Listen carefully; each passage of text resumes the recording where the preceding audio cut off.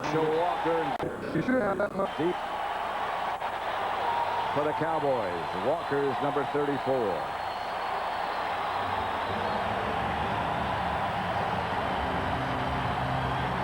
Anderson's kick sails to Walker at the goal line. Herschel still on his feet around the corner as Herschel Walker. One man to beat is Anderson.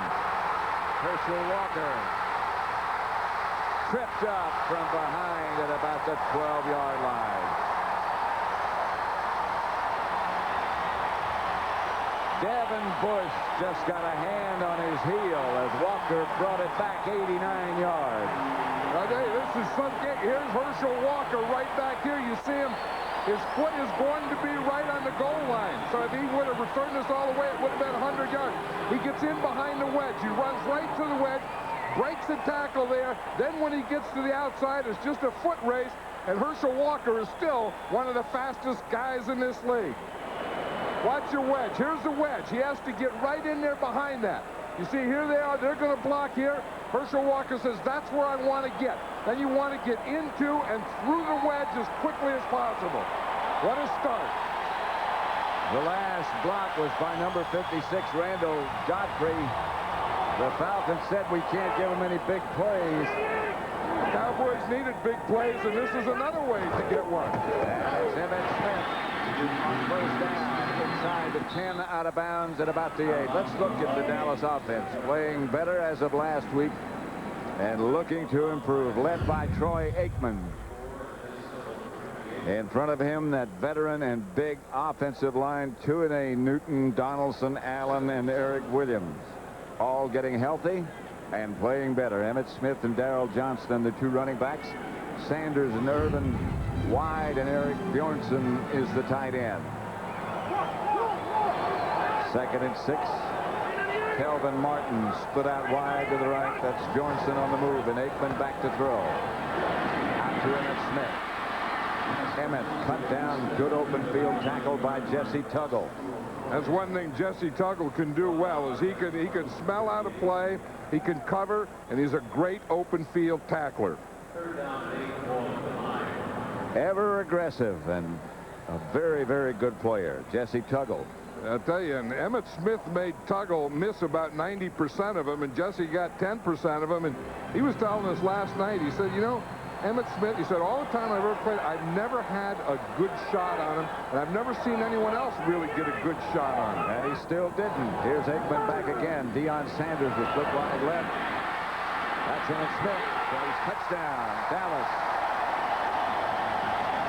From Aikman, 9 yards out.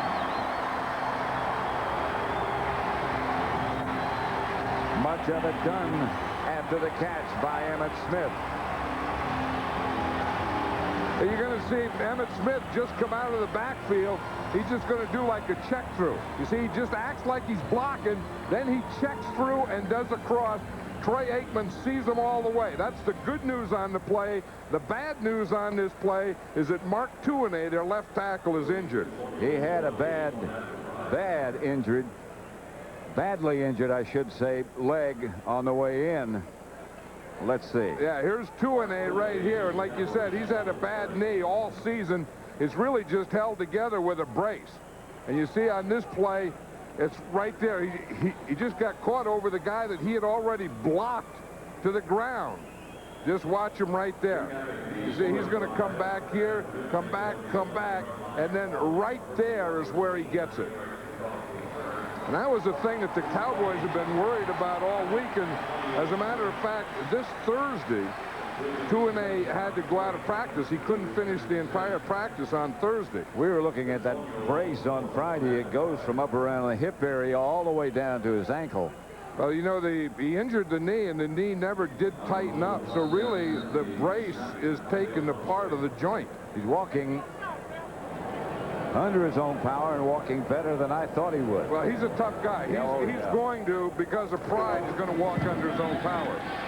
As Nate Newton said to us the other day, Tui is a warrior, and he'll stay if he can. Dallas 7, Atlanta nothing.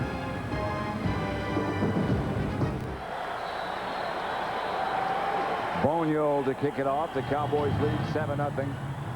Short kick, high hanging. Metcalf will field it at about the 14. Eric Metcalf, and look out. He could break some tackles too. Let's look at the Atlanta Falcon offense. Bobby Hebert, the quarterback. Jeff George, a decision will be made on him next Tuesday. Bob Whitfield, Robbie Tobeck, Fortin, Zandeski, Bert Emanuel, Scott Mathis, Burden, and Anderson. Scott starting in place of Metcalf. Bobby Hebert. So many years with the Saints. Became a backup at Atlanta.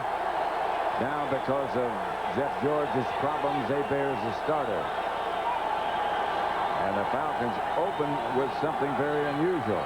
A tight end. Hebert goes long count, drops the throw.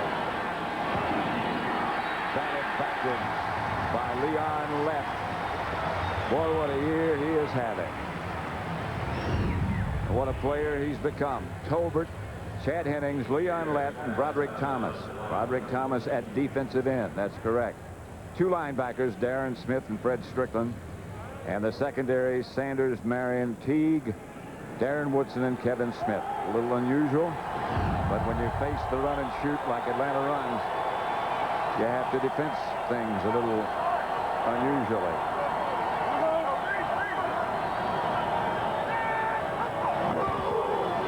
Straight ahead is Anderson, Jamal Anderson. Strong runner, knocked out of bounds by Teague. Didn't quite get himself gathered.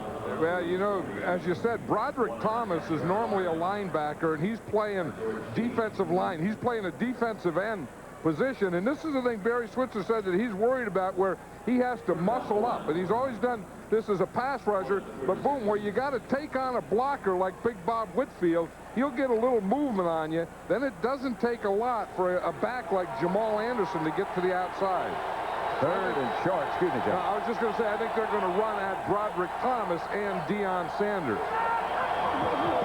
Hebert with a sneak appeared to get the first down for the Falcons.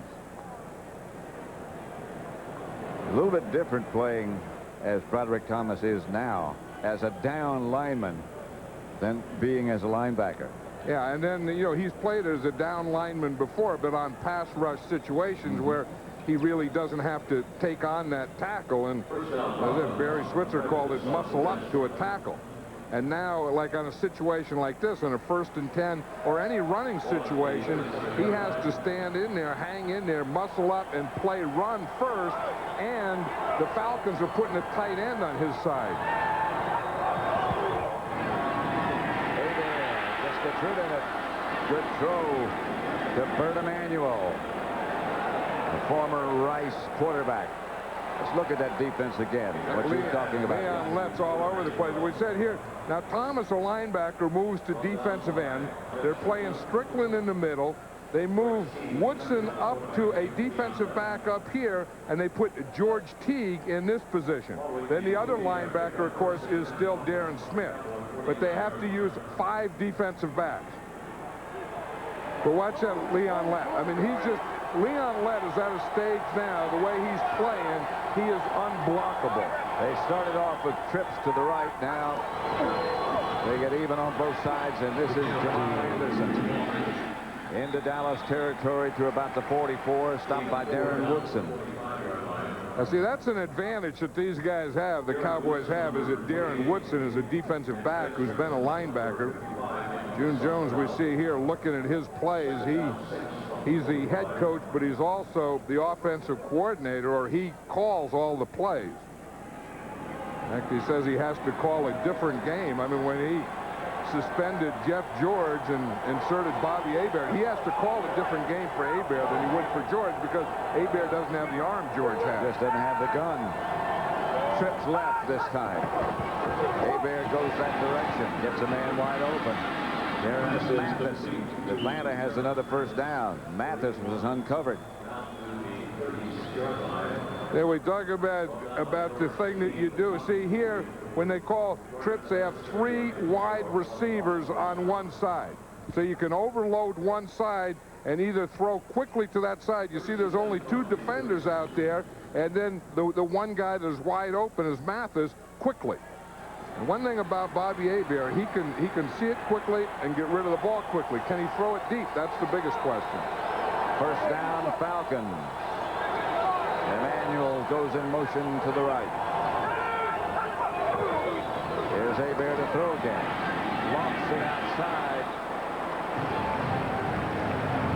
Fortunate for Anderson that he didn't catch that. I don't think he wanted to. Jamal Anderson, I think he felt Darren Woodson coming up there. And he just saw that ball a little high, and instead of putting his hands up to catch it and get tattooed in the ribs, he put his hands down to say, hey, there's no way. I don't want that. Leon Lett gets a rest. I don't know why. If I had Leon Lett, and as good a player he is, and as much as he's getting paid, he would never get a rest, especially in the first quarter. He doesn't need a rest. They move Hervin McCormick inside. Here's Hebert. The shovel pass to Jamal Anderson. That's the way they run their screen to this side. Hebert shovels it backhanded. Yeah, and that's in lieu of a run. I mean, that'll go down statistically. It'll go down as a pass, but it's really a running play. So you'll see Jamal Anderson here. He's going to sneak in like he's going to block. Then he's going to stop right there. Then they let the line form in front of him. And then Fred Strickland, number 55, read that well, and he was right there. And he didn't let anything get formed. 3rd and 8. Mathis changes side. Cowboys jump. Hebert can do that very well, too. Hebert has to adjust all his parts. I mean, it's only the first time the Falcons have had the ball, but I'll tell you, Leon Lett, put a couple of hits on him. Encroachment, number 78 of the defense, 5 yards. It's still 3rd down. Encroachment. We haven't had that for a while. No, we asked Leon Lett how he gets off the ball so quickly, because if there's any, I mean, he's big and he's strong and he's fast and he's quick, but if there is a secret to his success, it's his getting off when that ball is snapped, getting off quickly. And maybe that's maybe part of his secret is a little anticipation, because that time there was no movement of the ball. The only movement was Hebert's head when he gave him that hard count. And you have to do that with a Leon Lett. He's too hot just to let go. 3rd down, no running backs. Hebert fires to Anderson, still on his feet inside the 10. Stopped finally by Fred Strickland, down at about the 7-yard line. And that's one thing about Jamal Anderson, that he is a big running back. He's out here. He's lined up like a slot. He's not in the backfield. He doesn't come out of the backfield. He just runs a slant from a slot. Bobby Hebert throws him a perfect pass, and if you are going to tackle him, you better wrap your arms. You see, George Teague didn't do that. They just bounced right off Anderson. It's 1st and goal at the 7. That was a good throw by Hebert. Anderson down to the 5. He's strong. This is where the Falcons, with this offense, have trouble. Is they can move the ball in the middle of the field, and they can move it inside the 20, but it's when they get down in the goal line area, and that field shrinks on them is when they start to have a problem. Now they're using Mitch Lyons, we just see going here as a tight end. They're using him more today than we've seen. He's actually off the ball. He's been in there to help as a blocker mostly, even on pass protection. And down here is where they need it. Hebert. Outside Anderson. Taken down by Woodson.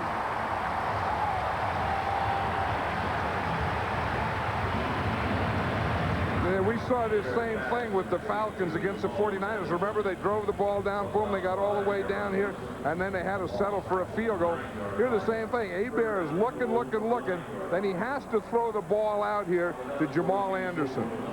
And Darren Woodson was right on him. They lost 2. 3rd and goal at the 9. Put that pass back in the cabinet. Well, they better get those slants going in there again, but they have to be deeper slants in this situation.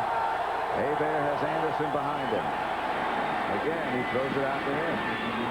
Summerall Anderson to the 5. Now, that's not going to do it. On 3rd and 9, you know, you have to throw the ball in the end zone because, like this, if you complete this pass, you still have to kick the field goal. Deion Sanders made the stop.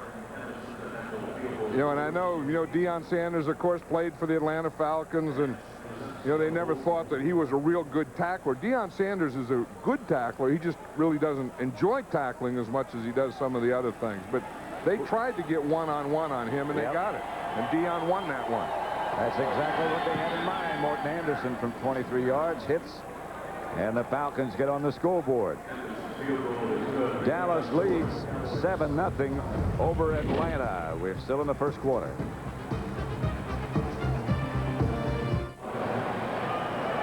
Back at Texas Stadium, that helmet belongs to Deion Sanders when he plays on the defensive side of the ball. Of course, he has 2 helmets, one, the defensive one that is sitting there, and now the Cowboys are getting ready to go to offense, so the one he has in his hand is his offensive helmet. Good kick by Anderson, chases Walker back deep into the end zone. The first time they kicked off, he brought it back 89 yards to set up their touchdown. Morton Anderson says, I'm not going to do that again. I'm going to give him one that there's no way he's going to return. 7-3, Dallas over Atlanta.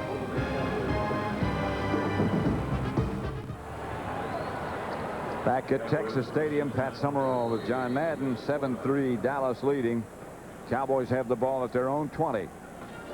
George Hageman is now playing left tackle in place of Tuinei.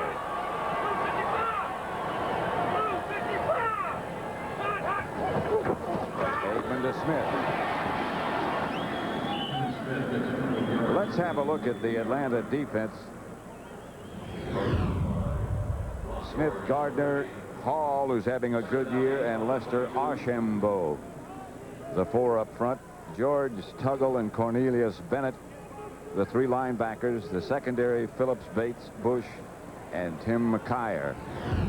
Yeah, Dallas, excuse me. No, I was just going to say Darnell Walker, who usually starts at that right corner, isn't even active today. Emmett Smith. Out to a first down. Right now, for a McDonald's game break, let's return to James Brown at our Fox Television Center. Pat, gadget plays on Washington's opening drive helped to set up this 2-yard run by Terry Allen. You know he's 3rd in the NFC in rushing. Redskins on top of the Giants in the first by a touch. Back to Pat and John. This Dallas offensive line, per man, their average is almost 50 pounds per man bigger than the Atlanta front 4. Eric Williams was blocking his guy about 5 yards downfield that last play. To Michael Irvin from Aikman. Anthony Phillips on the stop. Yeah, they move Michael Irvin around now. You know, he's not just the right end. His right end left. He's over here on this side, and he's going to run up here and then come right in here to the inside. The thing you want to do is you want to start out, drive him like you're going up, and then come to the inside. And again, what he does, once he makes that move, he just turns his body. So there's no way that the defender can get there. But again, it all starts with this. Watch Eric Williams right here. I mean, when he hits a guy, boom, his head just goes backwards. The guy he hits, I'm talking about. Emmett Smith. Not much. Maybe a yard.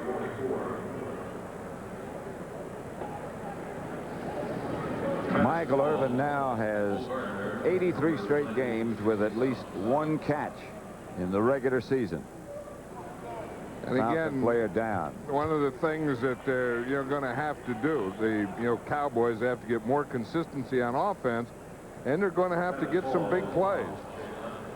That's Travis Hall down for the Falcons, and he has really come on of late. The best defensive lineman.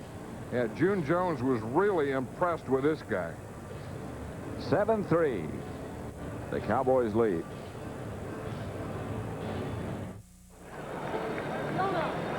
Dallas 7, Atlanta 3. Dan Owens has replaced Travis Hall. 2nd and 9. Flag. Aikman fires. Incomplete. Intended for Irvin. That was a good throw. Michael Irvin should have caught that one. You know, that thing that happened to Travis Hall was the same thing that happened to Yurkovich in the championship game. Watch, here's Eric Williams. Here's Travis Hall. Travis Hall's going to come here. Eric Williams is going to come in and clip him. Now remember, once you're in this box right here, clipping, and I still have no reason why, clipping is legal. You see him right there, boom, he clips him right there from behind. Now in that tackle box, that is a legal play. And I think it's a stupid rule. Hall still gets up and gets a piece of the tackle. And then went down on his back after that. 2nd and 4. Here's Emmett Smith. Didn't get the first down, knocked backwards by Jesse Tuggle. And I think Jesse Tuggle got square on Emmett Smith that time. He says there's nothing to hit. He said, I've never got hit. And I think that's why he got so excited, because he said in all the times he's played against him, he's never got that type of thing. We're going to see him right here. Now he's just reading Emmett Smith. And he sees him there, and then he moves, and he comes back off, and then he cuts back, and Jesse Tuggle makes a heck of a play. Yes, he does. See the thing that Jesse Tuggle can do, he's only 5'10", so he can kind of hide a little behind that defensive line. On 3rd and 1, Aikman to Bjornsson. Bjornsson will get the first down, stopped by Devin Bush. You know, one thing that Eric Bjornsson is coming along as a tight end, but I think you have to remember that he's never played tight end before in his life. He was a quarterback in high school and a quarterback and wide receiver in college, and until he came to the Cowboys a year ago, it's the first time he's ever played tight end, so he's going through a lot of things for the first time. That was Jay Novacek in the big flat Cowboy. This is Darrell Johnston. Stopped by Ron George. The degree hot rookies this week are Eddie George of the Oilers, Zach Thomas of the Miami Dolphins, and Ray Lewis of the Ravens for their performances last Sunday. Each week, degree will honor the league's hottest rookies. That Eddie George is something. We saw him in when we're watching film of Atlanta Falcons, and as Nate Newton says, he says that guy runs behind his pads. That's where you want to get. If you run the ball, you want to get behind those pads. He fills them out, too. He's a big guy. Here's Emmett Smith inside the 20 for another Dallas first down. Less than a minute left to play in the first quarter. Now they're getting some blocking in there. You get in there behind Nate Newton, Ray Donaldson, and Larry Allen, and you just fire the ball in there. Here's Larry Allen. Here's where they're going to run. They're going to lead in here. Here's big Eric Williams. That's not a bad deal. Boom, look at that double team. I mean, they not only knocked their guy off the line of scrimmage, they knock him sideways, then backwards. I mean, he's looking one way when those two guys hit him, and when they get done hitting him, his head is turned and he's looking the other way. They're so much bigger. Atlanta's front four undersized, as everybody is when you compare them to the Dallas front offensive line. Pass caught by Irvin at about the 2 from Aikman. You know, I think Troy Aikman throws more passes complete to the 1- and 2-yard line than any quarterback I've ever known. You look at the stats, he doesn't have as many touchdown passes, but he has great accuracy, great completions, and he has more pass receptions end up right down there than any quarterback I've ever seen. And I don't know why. 7-3. Dallas leads. Bobby Hebert over in front of the Atlanta bench. The medical staff looking at him, and look at what happened to Troy Aikman. Yeah, here's George Hageman right here, and here's Chuck Smith. Watch him come from the backside, Chuck Smith, and hit Troy Aikman right after he throws the ball. That could have been a serious one. And that's why you say, you know, oh, you don't miss those offensive linemen. Mark Tuinei's not there. George Hageman goes in, and look what Chuck Smith just did to Troy Aikman. Could have been knee or ankle. And Troy Aikman's been taking way too many hits. In fact, I think all quarterbacks in the NFL have been taking too many hits this year. 2 tight ends set up now for Dallas. It's Emmitt Smith. A flag on the play. He's in.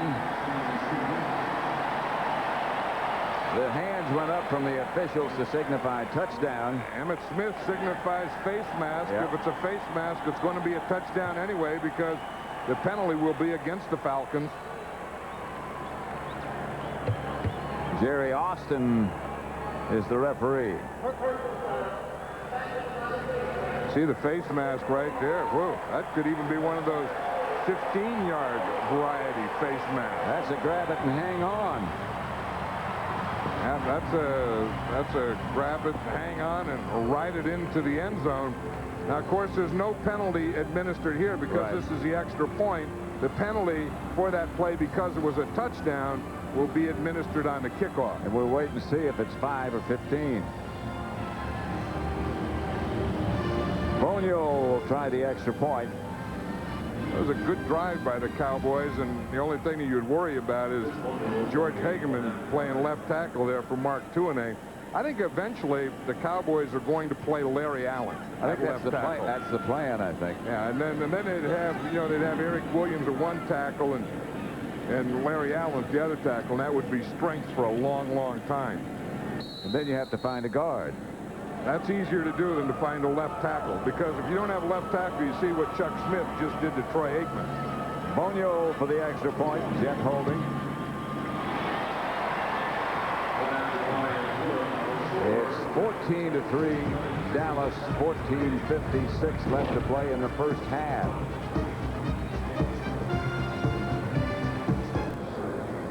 The Cowboys leading Atlanta 14-3. We just beginning the second quarter, 10 plays, 80 yards. They kept the ball 5 minutes, 44 seconds. Emmitt Smith scored his second of the day. Aikman was 3 out of 3. There was a penalty for a face mask violation. So the kickoff by Bonio will come from the 45-yard line. And there won't be any run back. That would have been a field goal. Yeah, it went through. That was a free kick. We got 3 points for that. Tonight it's game 1 of the World Series when Javi Lopez and the defending world champion Atlanta Braves take on Bernie Williams and the New York Yankees. Exclusive coverage from Yankee Stadium begins tonight at 7 Eastern, 4 p.m. Pacific, right here on Fox. And both of Dion's helmets. Yep, right there. Now he has his choice. The defensive variety takes the baseball cap off, takes the defensive hat out there. See, the defensive hat has a little more lines going up and down in the face mask. The offensive helmet is open more so he can see better. Bobby Hebert, the quarterback for Atlanta. That's Jamal Anderson running hard again over the left side, stopped by Darren Woodson. Yeah, and a couple things here. One is on most plays, like on 10 of the plays, 10 out of the 14 or so plays that the Falcons have had, they've used a tight end. In fact, you see Mitch Lyons just coming out now. He was in there on that first down play. Usually the Falcons run that run and shoot, 4 wide receivers, but most of the time today, to help their running and pass protection, they've been using a tight end and 3 wide receivers. Anderson is the deep back behind Hebert. Anderson gets the carry again. He gets close to a first down. Right now, for a McDonald's game break, let's return to James Brown at our Fox Television Center. Pat, Emmitt Smith has 2 touchdowns. Guess who else? This guy, Terry Allen, as he powers over from the 1. 9 touchdowns on the season for Allen. He leads the NFL. Washington on top by 14. Back to Irving, Pat, and John. Back at Texas Stadium, there's really no excitement, John, like the excitement at RFK Stadium. It's good to see the Redskins playing so well again. A week ago, Bill Parcells, the New England Patriot coach, said that he thought that Allen was the best back in football right now. He thought Terry Allen was running better now than either Barry Sanders or Emmitt Smith or any of the other guys. And that's amazing when you think about the fact that Terry Allen had reconstructive surgery on both legs. Yeah, and that's the big part of the Redskins' success, is, you know, having that. Because we can talk about passing. We know this league is a passing league and all that stuff. But even the Cowboys, when you have to get that big offensive line and that good running back so you can pound in there. Hebert has Anderson behind him. Anderson's a big guy. 5'10", 235. Here's Hebert. Has caught by Terrence Mathis. That's enough for an Atlanta first down. Yeah, we were talking earlier how one of the plans that the Falcons were going to do is, you know, kind of run at Broderick Thomas. Well, he's not in there at right end. Shante Carver is in there for the first time. You know, Michael Irvin was suspended for 5 games or 4 games. Shante Carver was suspended for 5 games, and he's number 96 right there. This is his first game back. So he's going to be spotted in there today with Broderick Thomas and sometimes Herman McCormick also. First down, Atlanta.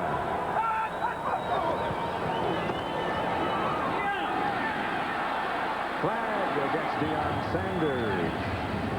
Intended for J.J. Burton. One of the things that Bobby Hebert says, he said he's practiced against Deion Sanders. They have all the respect in the world for him, but they're still going to go at him. They are not going to stay away from Deion Sanders. Number 21 of the defense. He also said that this guy, J.J. Burton, is very, very quick. I know, and they thought that his quickness can get away from Deion Sanders' bumps. But it looks like to me that Deion Sanders has him covered like a blanket there. Bobby Hebert saw the back and just hit Deion in the back between the 2 and the 1. I didn't see any pass interference. Very effective, though, on Bobby Hebert's part. He said we don't want to get in a shootout with these guys, but they're going to have to. They're down 14-3. Hebert back deep. Looking to get out of trouble. Does. Gets rid of the ball intended for Bert Emanuel. But he was lucky to come out of that mass of Cowboys alive. I'll tell you, how about Bobby Hebert? Lucky to come out of that alive.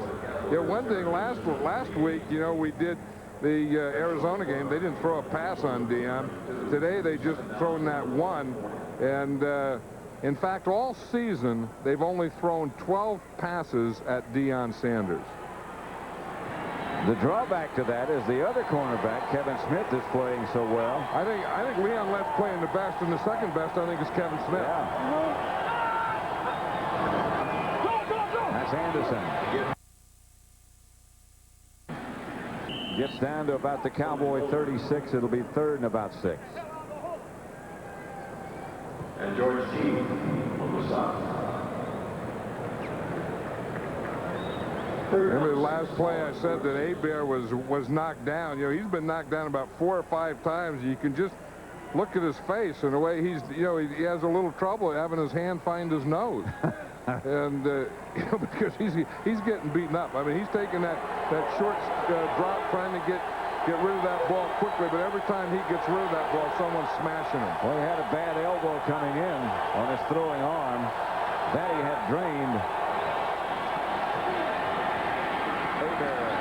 Had an open receiver, Burton, that should have been caught. And that would have been a first down. And here comes the field goal team, and Anderson certainly has the range. And we've seen him over the years, you know, indoors and outdoors, make these field goals from this range.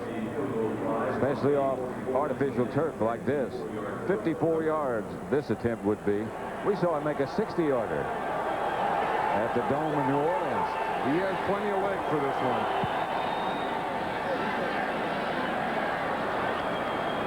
And he's got plenty of leg to put the Falcons on the board again. It's 14-6. Dallas leads. 54-yard field goal. The NFL on Fox next Sunday, a doubleheader. The 49ers against Houston. Giants, Lions, Panthers, Eagles, Rams, Ravens, Buccaneers, Packers, and then the big doubleheader game, our game. John and I'll be heading down to Miami for the long-awaited meeting between the Cowboys and the Dolphins. And Dan Marino should be back. Two of the best quarterbacks in the NFL, Marino and Aikman. Now, if you want to watch how to play quarterback, how to throw a football, watch that game. Here goes Brock Marion. Took the short kick.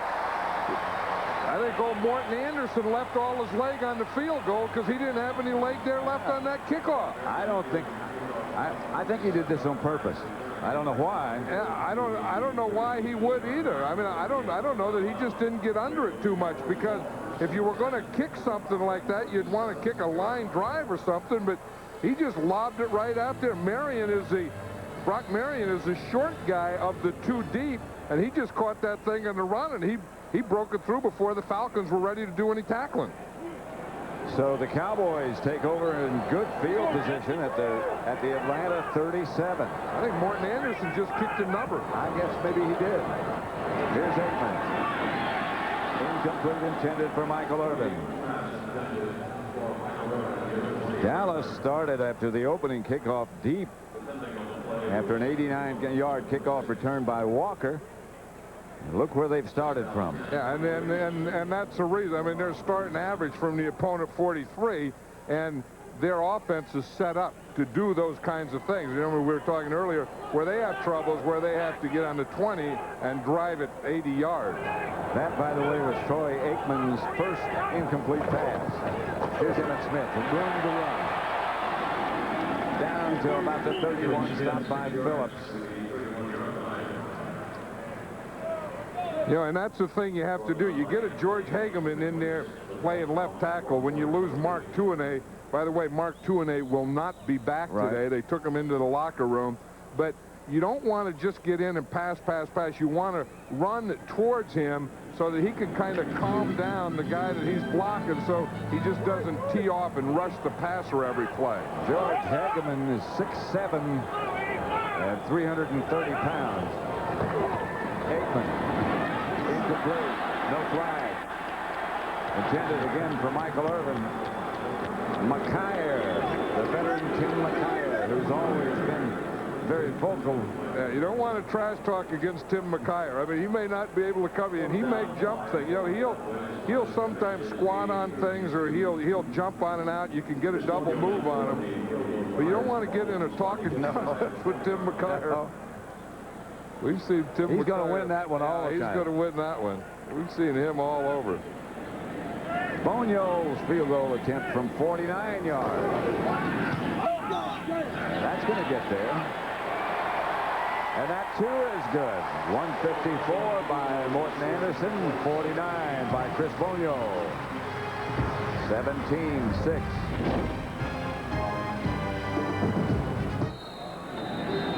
Chris Bonio to kick it off. That's going to be Eric Metcalf at the 1. Steps over a couple of tacklers. Now he's got a little room. Gets outside the 25, 26. Our Aflac trivia question this week. Who are the only head coaches to win both the Super Bowl in the NFL, of course, and an NCAA national title? The only head coaches to accomplish that. So that probably has to be a coach that came from college as a head coach. I was going to say that into the NFL. About eliminates you, doesn't it? Oh yeah, oh yeah. That's, I was never up for any of those considerations. Well, Super Bowl championship you were. You did, yeah, but not that NCAA stuff. You know, there's three areas that they get, you know, coaches from college, or an offensive coordinator or a defensive coordinator. It was interesting to think which you think is the best of those three areas. 17-6. This is Bobby Hebert. Jamal Anderson. The Aflac trivia question again. Who are the only head coaches to win both the Super Bowl and an NCAA national title? We'll see him next week. Jimmy Johnson, who of course was here with Dallas, won 2 Super Bowls, won a national championship when he was at the University of Miami. Barry Switzer, at whom you look. And next week we'll see the battle between the Cowboys and the Dolphins, the match between Barry and Jimmy and Jerry and Jimmy. And it's 2nd and 5. Now you're talking.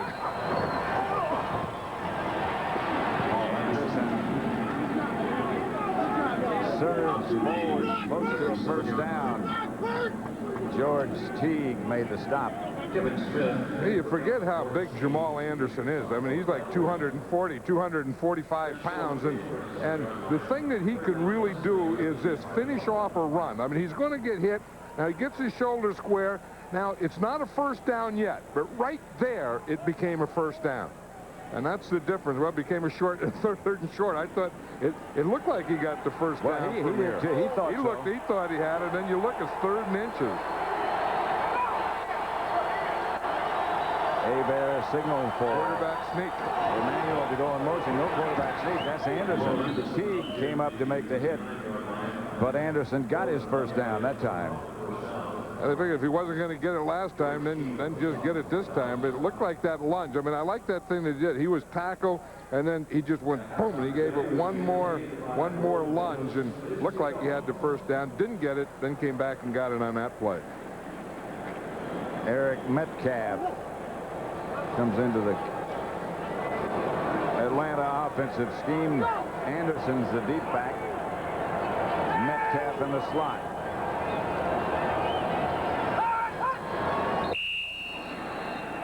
Casillas is number 75, Tony Casillas, who was with the Cowboys, signed with Kansas City, wound up with the Jets, and then this year in the offseason came back to the Cowboys. And now they have Broderick Thomas is playing this other defensive end for the Cowboys, and Shante Carver's playing the right side. With Broderick Thomas there, normally a linebacker, today because of the run and shoot, playing as a down defensive lineman. He has it a little easier on this side than he does on the other side. Bob Whitfield's one of the best tackles in the league at the left tackle for the Falcons. Here's Hebert. Incomplete. Bert Emanuel, the intended receiver, Kevin Smith, the defender. Oh, someone talked into someone into something. Jerry Austin over. That's the second tight one against the Cowboys. The first one against Deion Sanders, I didn't feel was a penalty. Kevin Smith doesn't feel this is a penalty against him. Oh, and they called it on Kevin Smith. Kevin Smith is right down here, and you're going to see the first 5 yards again. They can bump. It's okay there. Now the ball's in the air. It must have been before the ball got there where he stuck his right hand up there. Well, the Falcons run this pattern, the stop fade, they call it. Yeah. They just run up the field and then stop, and the quarterback throws the ball short. That's what they were trying to do. They were trying to run that stop fade on Kevin Smith.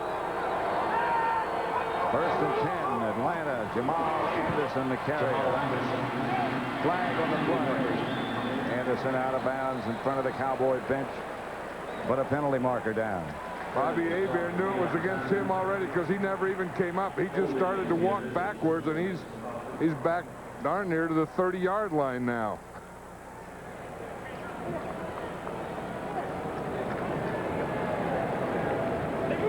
Holding, number 86 of the offense. That's the tight end, Lyons, who doesn't normally play as much as he had today. Watch what they're going to do. Here's Deion Sanders here. Now, one of the things that they want to do is they want to run outside and make him come up and do that. And Deion Sanders, so far in this half, has been doing that. Again, some people confuse Deion with not liking to tackle as much as he does with other things by not being a good tackler. But you don't see Deion Sanders miss a lot of tackles. I think it's right. I don't think he likes to tackle. Not too many people do. He calls that a business decision. Yeah. So sometimes you get a big running back coming out there and you have to make a business decision. You don't get many bigger than this guy. Jamal Anderson gets up to about the original line of scrimmage. Tony Tolbert Well, the Falcons do have one bigger than this guy here that they can bring in. And Jamal Anderson plays about 80% of the plays. Then the other 20% go to Craig Ironhead Hayward. Now, when the Ironhead gets in there, he's bigger than Jamal Anderson. And then that's a guy, you know, any defensive back will say that they want to hit Ironhead before he makes eye contact with him. 2nd and 10. Ironhead's over 250, but he has a bad shoulder. That's why he doesn't play as much as he used to. Here's Hebert. Wide open is Terrence Mathis, and Mathis is down at the Cowboy 1. Hebert just barely got rid of it and just barely got it there. He was hit by Chad Hennings just as he was releasing. Hey, watch, Mathis is the inside guy. Now what happens is they stay outside out here, and then Mathis just comes down inside. Here's the outside guy. Here's Mathis here. You see, if they stay outside, and no one is covering down the middle. They took the corner. Kevin Smith took him way to the outside, and then just split the corner and the safety and threw it right between them to Terrence Mathis. 1st and goal at the 1 for Atlanta. Anderson. Don't think so.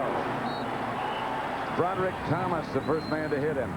See, this is where they need a lead blocker, and this is one of the problems with the run and shoot is that they don't have a lead blocker. You know how the Cowboys do? They always have Moose Johnston, and he leads, and Emmitt Smith comes in there behind. And this run and shoot, there's only one back there to carry the ball, and there's not a guy to lead for him. See this formation here? It's tough to run. About a half-yard short. Anderson's a deep back.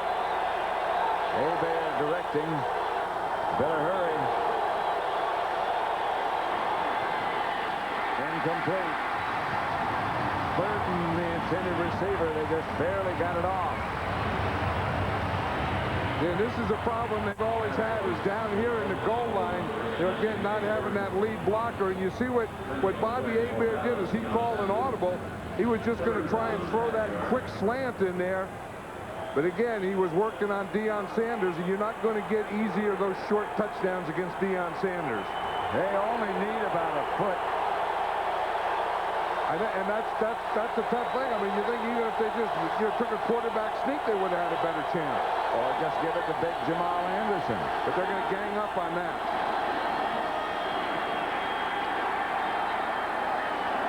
See what I mean? That's the thing. With no lead block, you're always going to have a free guy running at your running back. That's the thing. That's a coach killer. They got to go. Anderson's got the ball almost touching the goal line. Well, now, in this situation, you just almost have the quarterback sneak. You see how you have all these free guys here? If you don't have a lead blocker, then these linebackers are going to get free reign. They get a free read and no one blocking them. That ball did look like it was on the goal. Yes, it did. That looked like it broke the plane there. That looked like a touchdown. Now they have no running back. This has to be a quarterback sneak. Hebert will have to do that. There was no back there. Hebert sneaks it in. Now the decision to go for 2. And June Jones is out on the field. Half their players are out in the field, and they're signaling to go for 2. Bobby Hebert looked like he came out of that thing. See the problem with a quarterback sneaking a quarterback is you have to lead with your head. Yep. You know, and you have to stick your head in there, and there's about 2,000 pounds of guy that you're sticking your head into. You got to get your head in there before you get the ball in there. That's right, or before you bring the rest of your stuff in there. I mean, because your shoulders and your arms and your waist and all that stuff is behind your head. So the Falcons will go for 2. It's 17-12. Metcalf is a man in motion. Anderson's the lone setback. And Anderson's going to get the carry, and he's not getting anywhere. No draw on the goal line will never make a touchdown. Chad Hennings. Not fooled, and they're in a hurry. That's a tough thing. A draw is a delayed play, and you never, ever want to delay in the goal line. Why would you call it? I don't know. (17-12). Dallas leading Atlanta. The punters have been rather quiet today. There hasn't been a punt. That's either great offense or bad defense. Last week we had the opposite kind of game.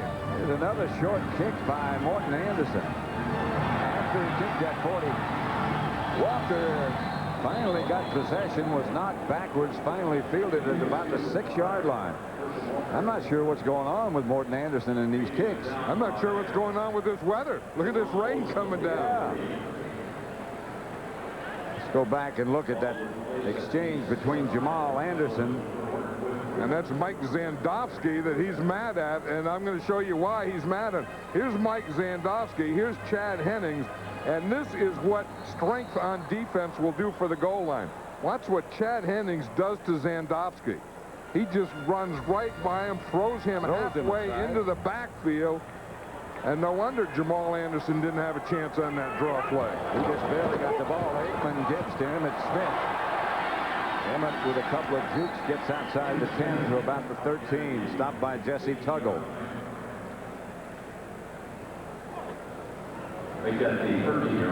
Jesse Tuggle has seemed to have been a staple of this Atlanta team for years. I mean, they haven't had a lot of anything solid down there in the Atlanta football. I'm not talking about Atlanta Braves. I mean, they're solid as they could use some of those arms in this offense. But Jesse Tuggle has been one of the solid things of this Falcon organization. Here's Aikman.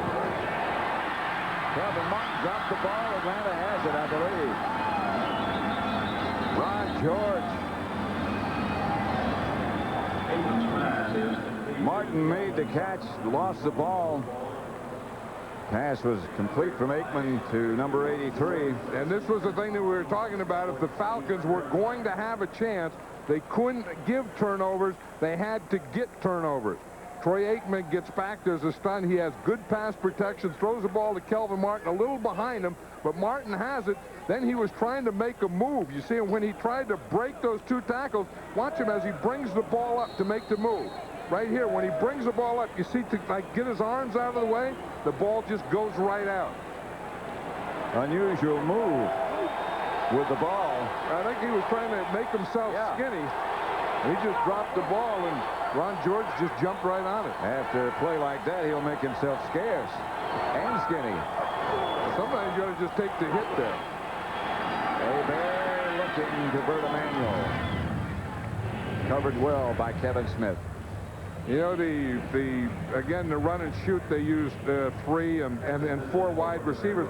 I don't think that there's been a completion to an outside receiver yet. I don't know that there's been a completion to an outside receiver all year against this Cowboy defense. It's tough to throw. They had the pass interference penalty early against Deion Sanders, then an interference penalty against Kevin Smith. Yeah, that seems to be the most successful thing, and easier to do is to get pass interference on them than it is to complete passes on them. They're both playing extremely well. Here's Hebert looking. Again, that stop fade. Yeah, Preston, roll Preston. These guys are trying to, Bobby Hebert is trying to throw the ball to him when they're covered. Half a distance to the goal. First down.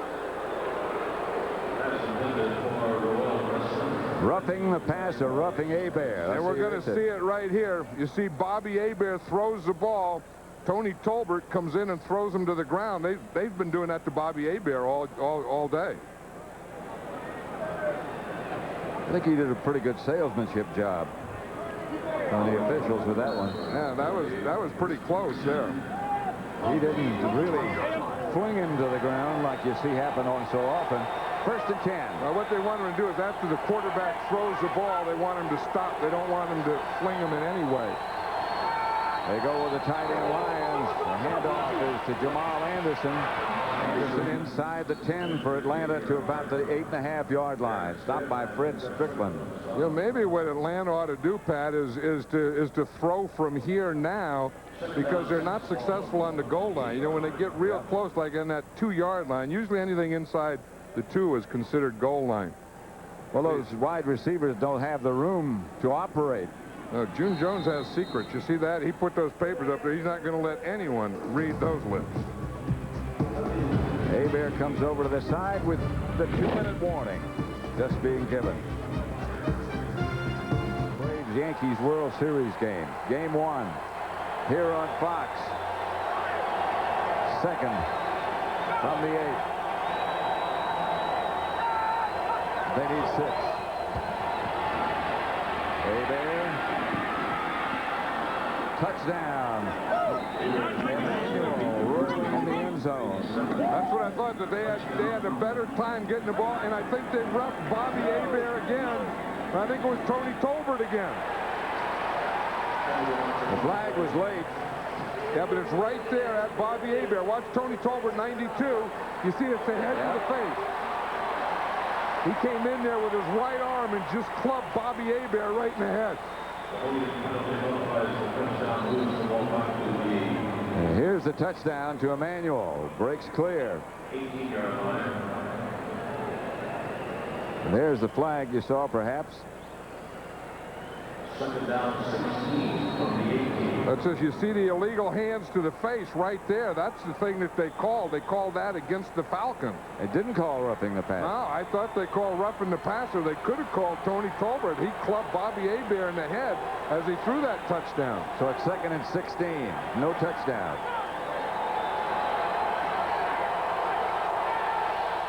Trips right. Handoff to Jamal Anderson, who gets down to about the 14-yard line. Tony Tolbert on the stop, along with some help from other members of the Cowboy defense. 17-12. Don't forget the NFL on Fox next Sunday. Doubleheader game, 49ers and the Oilers. That's the feature. The Giants, Lions, Panthers, Eagles, Rams, Ravens, Buccaneers, Packers. And then the big one in Miami. The Cowboys and the Dolphins. John Madden and I will be there next week to see Dan Marino, perhaps back in action, to face the Cowboys and Troy Aikman. Game we've been looking forward to, and a lot of people have for a long, long time. Yeah, and you kind of hope that the Cowboy fans are hoping that the Cowboys haven't been looking too much towards that and forget about this Atlanta Falcon team today. Forget about this Sunday. Got to take care of this business now. 3rd down. A minute 50 left to play in the first half. Here's Hebert. Look out. Hebert has to unload out to Jamal Anderson. It's incomplete. And here comes Morton Anderson. I don't know why that 3rd down play. I mean, that throwing it out there to Jamal Anderson, that doesn't work. I mean, hasn't worked yet. Now, you just have to get the ball in the end zone, because if you're not going to complete it, you're going to try for the field goal anyway. So you may as well take the shot into the end zone, not a shot at the line of scrimmage. Anderson from 32 yards away.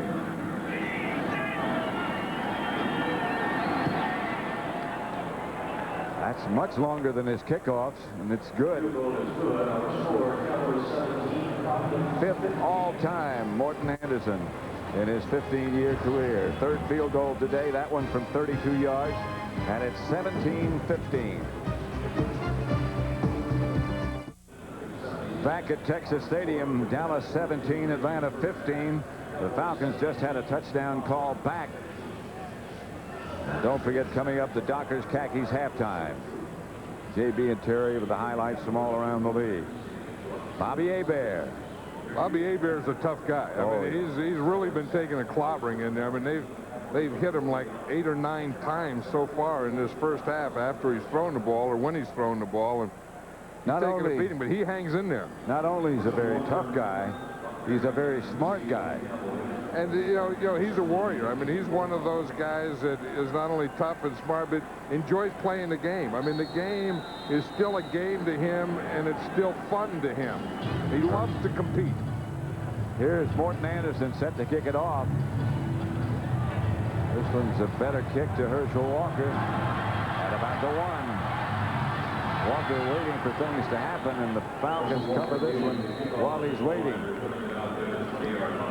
Yeah, this is where the Cowboys have to get something going here and put another score on the board. And, you know, again, they can do that. They still have 2 timeouts, so they have plenty of time. But this is where they have trouble. I mean, they haven't been able to get big plays. They haven't been able to sustain drives. If they get good field position, they can put the ball in there. But if they don't get good field position, they can't string a lot of successful plays together to have successful drives. Which is, in past years, has been one of the strong points. And to do that somewhere in a drive, you need a big play. 3 wide receivers. Aikman back to throw it. He is hit, fumble. The Falcons have it again. Atlanta with a blitz. Recovered by Cornelius Bennett. That was Tim McKyer. Tim McKyer, normally the left corner, is going to come from the outside. And again, Tim McKyer is going to come from this side here. And Troy Aikman doesn't see him at all. You see him up on top, 22. No one blocks him. Troy Aikman is looking the other way. And I tell you, Tim McKyer just puts a clothesline on him.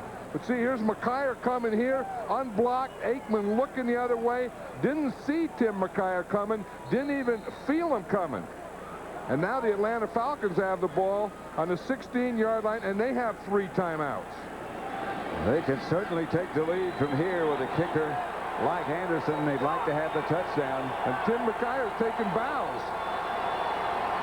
Last 2 times the Cowboys have had the ball, they turned it over. Jamal Anderson bounces to the outside. Gets inside the 15, about the 14. We were talking about these defenses in the NFL, Pat, being ahead of the offenses scheme-wise, and it seems like every game you see a guy breaking free running at the quarterback the way we just saw Tim McKyer. Every game, every team has that somehow the schemes of the defense and their blitzes and zone blitzes are ahead of the schemes of the offenses. A minute left in the first half, 2nd and 7. Hebert up under the center this time.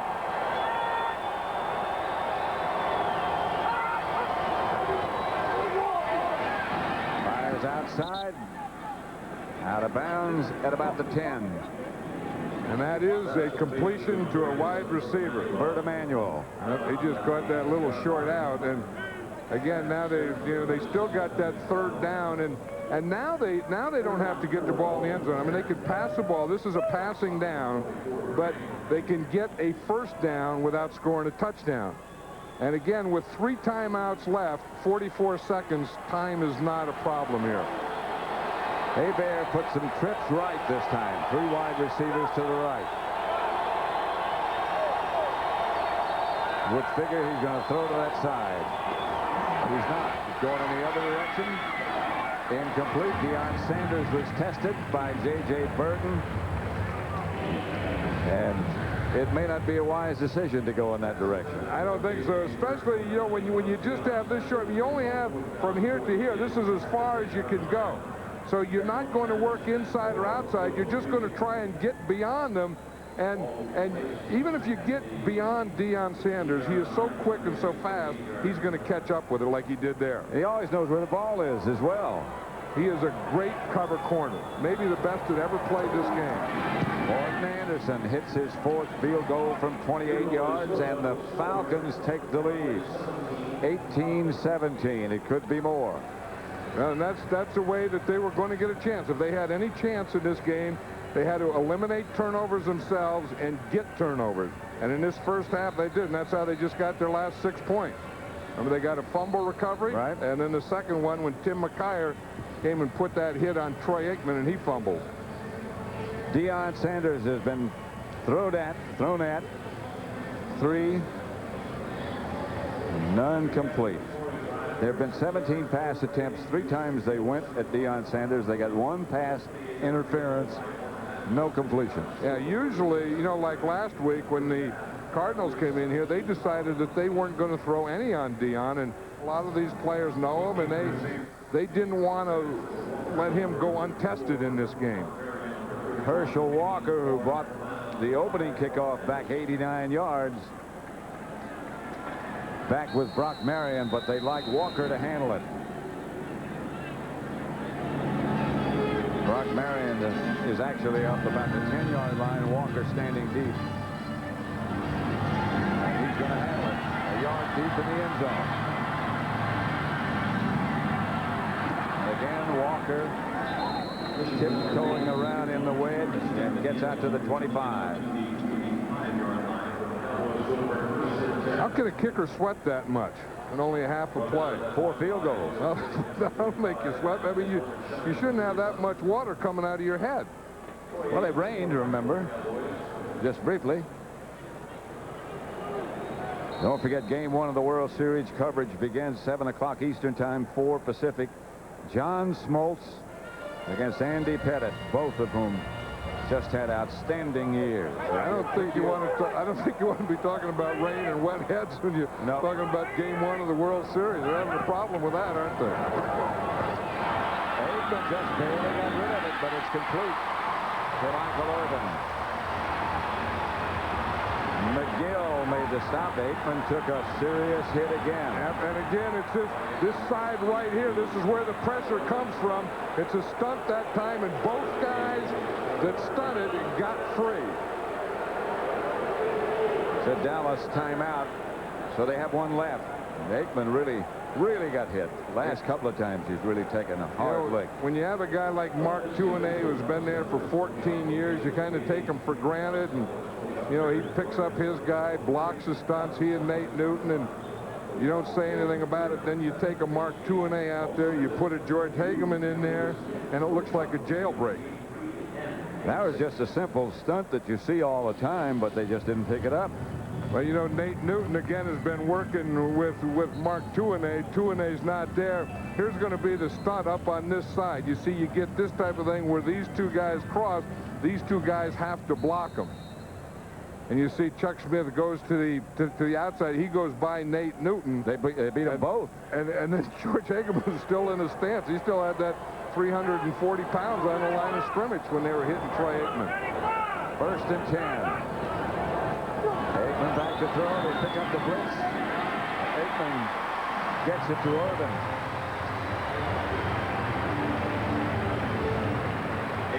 Somehow the offense has got to figure out a way to counteract what the defenses are doing. You just can't have guys running loose and hitting your quarterback like we've seen both sides of the ball today. Yeah, and what you have to do, I mean, the answer is going to be to that is you have to keep more guys in. You have to keep a tight end in once in a while. You have to keep, a back or both backs in and go some form of maximum protection when you really expect it. 1st and 10. Aikman back to throw, has to step up into the pocket, is hit by George just as he's ready to go.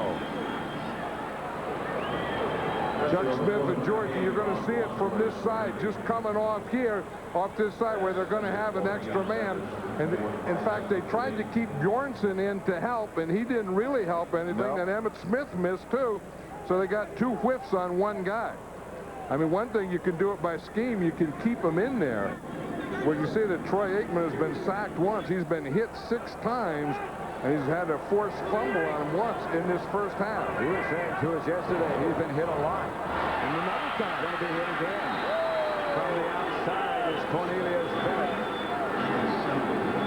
And Troy Aikman is really frustrated. I mean, because it's all coming from that left side where they missed Mark Tuinei.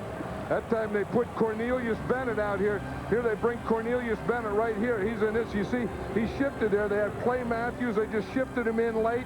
They didn't account for him. The only guy that could have blocked him was Emmett Smith coming across, and he didn't get there. Hageman could have blocked him early.